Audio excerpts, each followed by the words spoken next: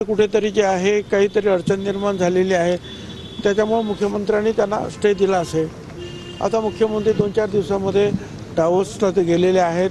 या खास आपल्याकडे उद्योगधंदे आणण्यासाठी जी काही जागतिक परिषद तिथे भरते, अनेक तिकडे उद्योगपती येतात, तर त्या कार्यक्रमासाठी ते गेलेले आहेत। ते आल्यानंतर जे आहेत ही सर्व जी आहेत मंडळी बसतील, उपमुख्यमंत्री बसतील, मुख्यमंत्री बसतील, जे काही मंत्री आहेत तेही बसतील आणि त्याच्यात ते मार्ग निश्चितपणे काढतील। नाशिकचं पालकमंत्रीपद हे राष्ट्रवादीला मिळावं, कारण स्ट्राईक रेट जास्त आणि जास्त आमदार हे राष्ट्रवादीचे आहे जिल्ह्यामध्ये।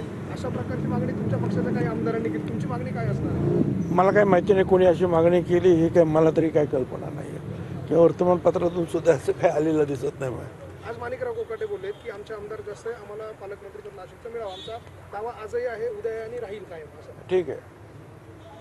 धनंजय मुंडे शिबिरामध्ये असं म्हणाले, पहाटेचा शपथविधी ज्या वेळेला झाला होता त्यावेळेला अजितदादांच्या पायावर डोकं ठेवून मी असं म्हणालो की दादा आपण जायला नको, पुढे मोठा धोका आहे। त्यावेळेला ते तिथे उपस्थित होते। एकूणच नंतरच्या काळामध्ये अनेक घडामोडी घडल्या, सरकार पडलं, नव्यानं सरकार आलं। असं असताना धनंजय मुंडेंनी शिबिरात जो दावा केला त्यामुळे वेगवेगळ्या चर्चा सुरू झालेल्या आहेत। काय वाटतं आपल्याला, अशा स्वरूपाचा काही धोका होता? नाही, धनंजय मुंडे जे आहेत त्यांचं भाषण झालं त्यावेळेला मी नव्हतो, परंतु आपल्या माध्यमातून मी थोडंसं ते ऐकलं। त्याच्यामध्ये त्यांनी सांगितलं की ते एक षडयंत्र होतं। आता षडयंत्र होतं तर हे कोणी रचलं ते षडयंत्र? एक तर म्हणजे उद्धव ठाकरे ते षडयंत्र रचू शकत नाही, कोणी रचलं, कोणी काँग्रेस रचू शकत नाही। मग हे काही राष्ट्रवादीतील लोकांनी रचलं की BJPच्या लोकांनी षडयंत्र रचलं, याची काहीच माहिती नाही।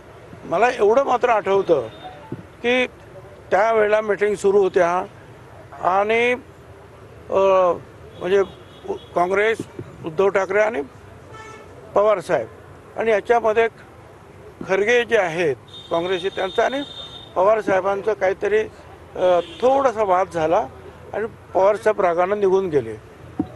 आणि त्याच्यानंतर काही प्रमुख मंडळीची मीटिंग जी आहे ह्या चालल्याच होत्या आमच्या राष्ट्रवादीच्या, त्याप्रमाणे 8 वाजता एका ठिकाणी मीटिंग्स बोलवली गेली, परंतु त्या मीटिंगला अजितदादा काय हजर नव्हते, मग कुठे कामामध्ये अडकले असते।